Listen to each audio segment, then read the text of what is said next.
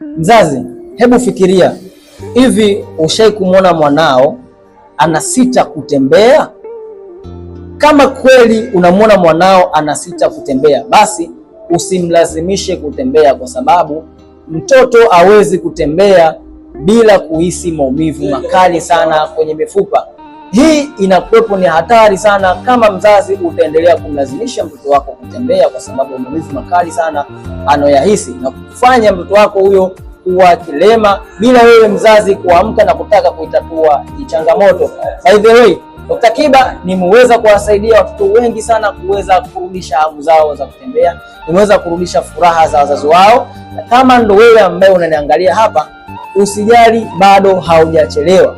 Unaweza ukachukua hatua sasa kwa kuweza kuchukua viambatanishi sahihi ili kwenda kuboresha mfumo wa mifupa, ili kwenda kuboresha misuli ya mwanao na aweze kutembea kama ulivyokuwa unadhania. Wasiliana nami ili niweze kukusaidia.